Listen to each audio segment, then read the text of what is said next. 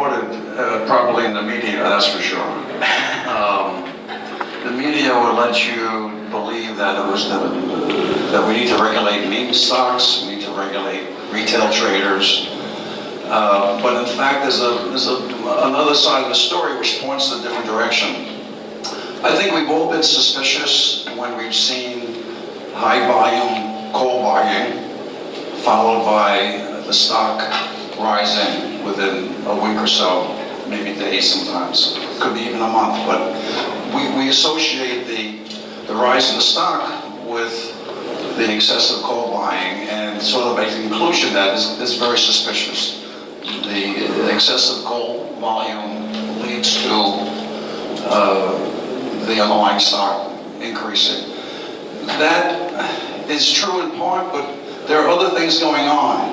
When one party is long the call, they have an asset. There's a counterparty that is short the call when they have a liability. The market makers typically marry people that are doing covered calls with traders that are going long a call. So you have one side going long a call, the market maker looks for someone selling a call and marries the two positions and makes a market.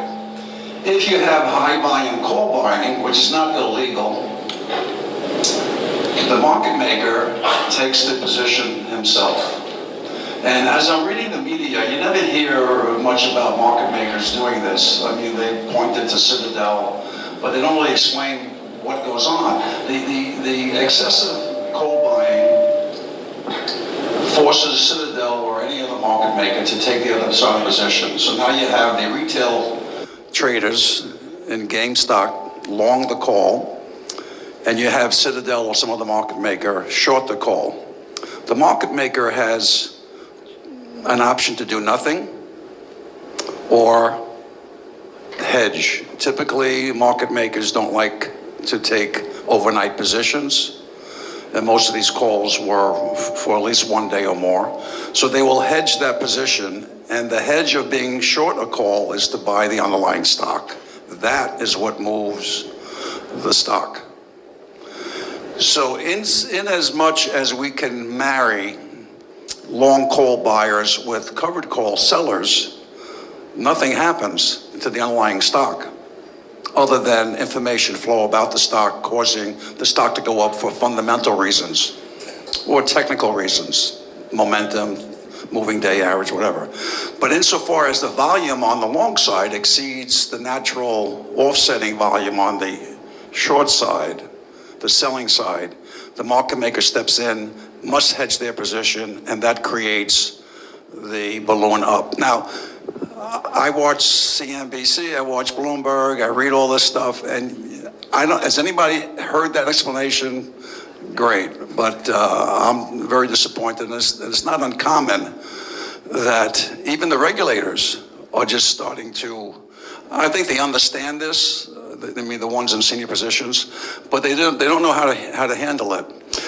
Now, there are other things, and I'll give it back to you but there are other things that need to be discussed in the situation, because the market maker, in an effort to support now the short seller, Melvin Capital, they will typically borrow the stock, as I think everybody here knows that. They borrow the stock, give it to the short seller. They actually sell it. It never goes to the short seller. Everything stays on the books of the market maker. They sell the stock. They put the cash on their books, memo credit to Melvin Capital, and that's collateral against the short. And that's the typical short selling. But that's not what happened with GameStop. It did in the beginning, but when the shorting got out of hand on the hedge fund side of the fence, the market makers created synthetic shorts. And that's a whole other issue, and we can talk about that. But the synthetic shorting and naked shorting, which is illegal, a market maker can execute naked shorts insofar as they're facilitating a trade. They're not to facilitate someone shorting a position for an extended period of time. So the regulators are looking at that now as to whether or not there was this naked shorting by the market makers on behalf of the hedge funds in order to facilitate the shorts. And I think they're going to uncover that there were some issues there, which gets me to a final point. I'll give it back to you. The penalty for naked shorting is really not significant enough to stop it. Citadel and Goldman and all of the players get fined constantly for doing this. As long as it's not intentional, and never is intentional, they get fined. And I think one of the things we need to do is discuss increasing the fines for this lapse of memory and inefficiency in the system to the point where people wake up and pay attention. Right now, the fines are insignificant. So I have more to say on that, but that's just a taste of where I'm going. Well, it's got to be technology. I mean, we were very paper intensive. In my early days, you had trade date plus 5 to settle, and it was paper. And when we had the crash in '87, it took 2 weeks to settle trades. That happened on the Friday and the Monday after the crash. So that's the main thing. I think technology is the answer to any question like what's the difference between now and before. But right. So everything has greatly increased in speed. Yeah. But I think getting back to my points and the retail now is a big player on the street, and GameStop shows how important it is to address, that sector. Well, Charles, is that because trades are free now? I mean, back in '87, it would have cost $50 to call your broker and trade, right? Is that why? Do you think that's encouraged? Well, the trading was more expensive. The bid-offer spreads were wider, and most of the velocity trading was done by institutions that had a moral compass. Not that as a matter of fact, I'm in favor of what the Reddit boys did and girls. They were right in what they did, so I'm not knocking them. And this is coming from a hedge fund manager, so that's. But an institution would never push the system that far because the regulators would come down on them, saying, in other words, the question you have to ask yourself: well, why didn't a hedge fund do what Keith Gill did and his followers? Because a hedge fund would do that to a certain point and then cut it because the SEC would be in on them. I see. So when the retail players rallied together, there was there wasn't a single target, or is that why why wouldn't they go after them? Well, if Goldman Sachs tried to execute a short squeeze, they have executive management that at some point would have said, we've made enough money, now cut it out, because the SEC will be on our backs, and we don't need those two-bit no good.